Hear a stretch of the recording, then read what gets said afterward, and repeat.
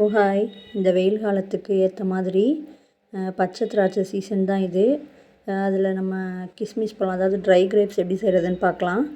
இப்போ ரொம்ப 1 கிலோ 40 ரூபா அந்த மாதிரி தான் கிடைக்கிது. ரொம்ப சீப்பாக தான் இருக்குது. நீங்கள் அதை வாங்கி ஃபுல்லாக இந்த மாதிரி உதுத்து எடுத்துக்கணும். உதுத்து எடுத்ததுக்கப்புறம் கொஞ்சோண்டு உப்பு இருக்குல்ல, உப்பு போட்டு நல்லா அதை வாஷ் பண்ணி எடுத்துக்கணும். வாஷ் பண்ணி எடுக்கவும் நம்ம இட்லி வேக வைக்கிற பானை இருக்குல்ல, அதில் ஃபுல்லாக பரப்பி நம்ம வேக வச்சு எடுத்துக்கணும். எவ்வளோ நேரம்னா ஒரு 5 மினிட்ஸ் போதும். இது நம்ம வேக வச்சு ரெடி பண்ணி வச்சுக்கிட்டோன்னா 6 மாதம் வரைக்கும் கெடாது. ஏன்னா நான் கம்மி குவான்டிட்டி தான் செஞ்சுருக்கேன், வேகமாகவே காலியாக போயிடும். கேசரி பாயாசத்துக்கெலாம் போட்டால் அவ்வளோ டேஸ்ட்டாக இருக்குது. லாஸ்ட்டில் லைவ் டெமோ இருக்குது பாருங்கள். இந்த மாதிரி கலர் சேஞ்ச் ஆகணும். நல்லா கலர் சேஞ்ச் ஆகிருக்குல்ல, இந்த மாதிரி கலர் சேஞ்ச் ஆகும். ஒரு பிளேட்டில் நல்லா கொஞ்சம் இடைவெளி விட்டு விட்டு நல்லா போட்டுக்கணும்.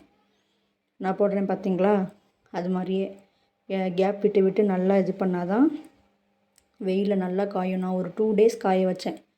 நல்லா சூப்பராக காஞ்சிருச்சு. மொட்டை மாடில் கொண்டு போய் காய வச்சுருக்கேன் பாருங்கள். அதோட சவுண்டை கேளுங்க.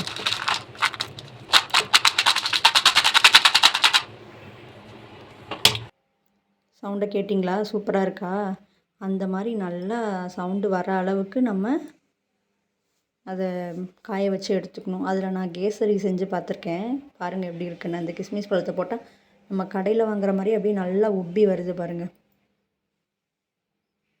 எவ்வளோ அழகாக அந்த திராட்சை, நான் கொஞ்சம் பெரிய சைஸ் திராட்சைனால அது அவ்வளோ பெருசாக தான் உப்பும். நம்ம கடையில் வாங்குறது சின்னதாக இருக்கும்ல, மற்றபடி எதுவும் இல்லை. நான் பெரிய திராட்சை போட்டதுனால இவ்வளோ பெருசாக உப்புது எனக்கு. கேசரி செஞ்சு பார்த்தேன் பாருங்கள், அவ்வளோ டேஸ்ட்டாக இருந்துச்சு. அதுக்கப்புறம் ரவை எடுத்துட்டேன்.